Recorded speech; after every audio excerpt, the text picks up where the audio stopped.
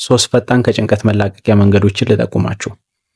የመጀመሪያው ሰውነትን ማፍታታት፣ ሪላክስ ማድረግ ያስፈልጋል። ፊዚካል ሪላክሴሽን በጣም ያስፈልጋል።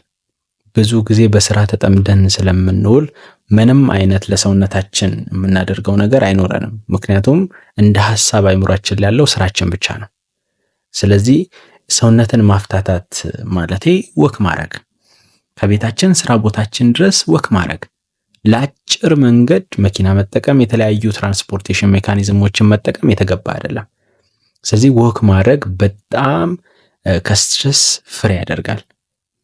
ሌላ ደግሞ ስትሬች ማድረግ፣ ቤታችሁ ቢያንስ እንኳን ደክማችሁ ብትገቡ የሆነች ምንጣፍ አንጥፋችሁ እዛች ጋር ስትሬች ማድረግ፣ እጅግራችሁን ሳይድ ቱ ሳይድ ዝም ብላችሁ የተወሰነ ማንቀሳቀስ፣ ዝቅ ጎንበስ ቀና ማለት፣ እኚህን የመሳሰሉ ነገሮችን ስትሬች ማላቀቅ፣ ሰውነትን መቻል በራሱ ስትረስ ፍሪ ያደርጋል። ስለዚህ ባደጉት ሀገራት እጅግ በጣም እንደ በሽታ ስሩ ታይም ወደ አንዛይቲ ፍርሃት አዘል ወደሆነ ጭንቀት የሚያድገው ከዚህ ከትንሹ ተነስቶ ነው እና አሁን በሀገራችን እንኳን በኢትዮጵያ እየተስፋፋ ያለ ችግር ነው። ስለዚህ ኬርለስሊ እንዳታዩት። ወክ ምን ያደርጋል? እኔ ብዙ ጊዜ አድርጌያለሁ ልትሉ ትችላላችሁ። ብቻችሁን ወክ የምታደርጉ ሰዎች ፔር ብትሆኑ ከሰው ጋር እያወራችሁ ሀሳባችሁን ብትሄዱ እንዲህ የመሳሰሉ ነገሮችን መፍጠር ነው። ግን ወክ ማድረግ በራሱ ወይም ደግሞ ስትሬች ማድረግ በራሱ የራሱ ጥቅም አለው። ሰውነት ኢንዶርፊን የሚባሉ ንጥረ ነገሮችን ያመነጫል። እኚህ በተፈጥሮ ስትረስ ኪለሮች ናቸው። ስለዚህ በተፈጥሮ የጭንቀት መከላከያ እስከሆኑ ድረስ እናንተ ወክ በማድረጋችሁና ስትረስ በማድረጋችሁ ብቻ የምትጠቀሟቸው ናቸው ማለት ነው። ሌላ እዚሁ ላይ ራሱ የአካል ብቃት እንቅስቃሴ መስራት ትችላላችሁ። ስፔሻሊ ቀኑን ሙሉ ዝላችሁ ስለምትውሉ ስፖርት ቤት የምትገቡ ወደ ማታ 11 ሰዓት 12 ሰዓት ወደ ስፖርት ቤት ብትገቡ በጣም መልካም ነው፣ ምርጥ ነው። ለምትችሉት ነው የምላችሁ። አቅማችሁ ለማይፈቅድ እንደነገርኳችሁ ወክ ማድረግ፣ ስትሬች ማድረግ፣ ናቹራል የሆነውን ሜካኒዝም መጠቀም፣ ካልሆነ ደግሞ ስፖርት ቤት ሄዳችሁ ጂም ቤት ሄዳችሁ ስፖርት መስራት። እንደዚህ አይነት ቋሚ የሆኑ ኮንቲኒየስ የሆነ ስፖርት መስራት በራሱ የሚያመጣቸው ጥቅሞች አሉት። ምንድነው? በዋነኛነት ፎከስ ሺፍት ያደርጋል። ፎከሳችሁን ሙሉ በሙሉ ሺፍት ያደርጋል። ሰውነት በባህሪው በጣም ስራ ወደሚበዛበት የአካል ክፍል የደም ዝውውር ይጨምራል። ፎከሱን ወደዛ ያደርጋል። ለምሳሌ ስፖርት ስትሰሩ ስኬሌታል መስላችሁ ይንቀሳቀሳል፣ ጡንቻዎቻችሁ ይሰራሉ። ስለዚህ የደም ዝውውራችሁ ከአብዛኛው ክፍላችሁ ወደ ጡንቻችሁ ይሄዳል ማለት ነው። ስለዚህ ወደ ጡንቻችሁ ከሄደ የደም ዝውውራችሁ የአእምሮ ፎከስ ፖይንት ይሆናል። ስለዚህ የአእምሯችሁ ፎከስ ፖይንት ከሆነ አእምሯችሁ በጎና ባክግራውንድ ሌላ ቀኑ ሙሉ ሲያሳስባችሁ ያለውን ነገር የሚያስብበት ነገር የለውም። ስለዚህ ሐሳባችሁን ሙሉ በሙሉ ወደ አእምሮን ፎከሱን ሙሉ በሙሉ ወደ ስፖርቱ እንዲያደርግ ታደርጋላችሁ ማለት ነው። ስለዚህ አንደኛው የሐሳብ ፎከስ ፖይንትን ሺፍት ማድረጊያ መንገድ ነው ማለት ስትረስ ፍሪ መሆን ይቻላል በእንደዚህ አይነት መንገድ። ስለዚህ አእምሯችሁ ቅድሚያ እንዲሰጠው ማድረግ ለምናችሁ፣ ለጡንቻችሁ፣ ለሌላ የሰውነት ክፍላችሁ። ወደ ሁለተኛው እንለፍ። ሁለተኛው ደግሞ ጀስት ያሳለፋችሁት በጣም አስቸጋሪ ሁኔታ ውስጥ ሆናችሁ አሳልፋችሁ ሊሆን ይችላል። ብዙ ሐሳብ ኖሮባችሁ ሊሆን ይችላል። ጭንቀት ተፈጥሮባችሁ ሊሆን ይችላል። በጣም ከፍ ያለ ኤክሰሲቭ ወሪ ውስጥ ገብታችሁ ሊሆን ይችላል። ለሚታመን ቤተሰባችሁ ሊሆን ይችላል፣ ጓደኛችሁ ኦር ደግሞ የቅርብ ለምትሉት ማንኛውም ሰው ሐሳባችሁን ሊጋራ ፈቃደኛ ለሆነ ወዳጃችሁ ጋር በሚያስጨንቃችሁ ጉዳይ ማውራት ኦር ጉዳያችሁን እጅግ በጣም የሚያቀለው አይነት ሰው ጋር ገብቷችኋል አይደል? አንዳንድ ሰው ጉዳያችሁን ነግሯችሁ በጣም አክብዶባችሁ ሌላ አይነት ጭንቀት ጨምሮባችሁ የምትመለሱበት ሰው አለና ቢያንስ ጉዳያችሁን ተረድቶ ሊያቀልላችሁ ወደሚችል ይሄ ሳቂታ የሆነ ተጫዋች የሆነ ሰው ጋር ብትውሉ በጣም ቆንጆ ነው። ስፔሻሊ ሴቶች ስትረስ ሪሊፍ የምታገኙት በእንደዚህ አይነት መንገድ ነው። ደጋግሜ ነው የምነግራችሁ፣ በእንደዚህ አይነት መንገድ ነው። ስፔሻሊ ባለትዳር ሴቶች ባሎቻችሁን መጠቀም ትችላላችሁ። ከባሎቻችሁ ጋር ያሳለፋችሁትን ነገር ያስጨነቃችሁን ጉዳይ ቀኑን ያሳለፋችሁትን የወጣችሁትን የወረዳችሁትን ኤቭሪቲንግ ከባላችሁ ጋር መወያየት መልመድ፣ ፍሪ ቶክ ማዘጋጀት፣ ፍሪ ዲስከሽን።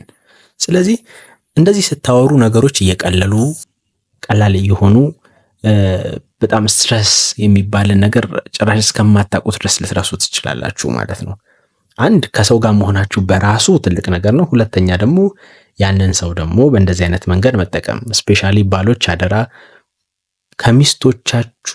የሚስቶቻችሁን ሐሳብ በማዳመጥ እነሱ ከስትረስ ፍሪ የሚሆኑበትን መንገድ ፍጠሩላቸው። ጀስት እነሱ ደስተኛም ስለሚሆኑ ማለት ነው። አንደርስታንድ መደራረግ በጣም ቆንጆ የሚሆነው ለዚህ ነው። ስለዚህ ሴቶችን ስትረስ ፍሪ ማድረግም ይቻላል በትዳር በኩል ማለት ነው። ሶስተኛው ደግሞ ባውንደሪ ሴት ማድረግ ነው። ይሄ ደግሞ በህይወት ውስጥ ወሰን ማበጀት በጣም በጣም አስፈላጊ ነገር ነው።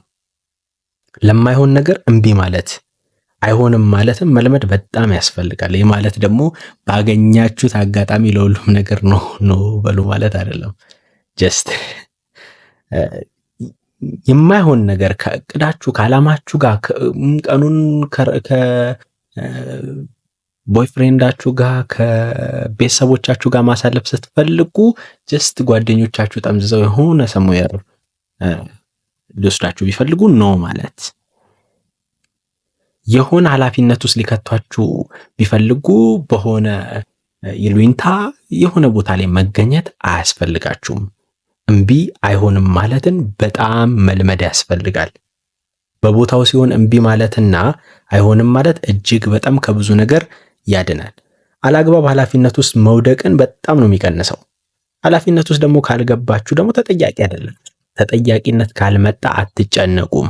የምትጨነቁት አሁን እኮ ያልፈለጋችሁትን ኃላፊነት ትወስዳላችሁ፣ ባልፈለጋችሁበት ቦታ ትገኛላችሁ፣ ካልፈለጋችሁ ሰው ጋር ትገናኛላችሁ።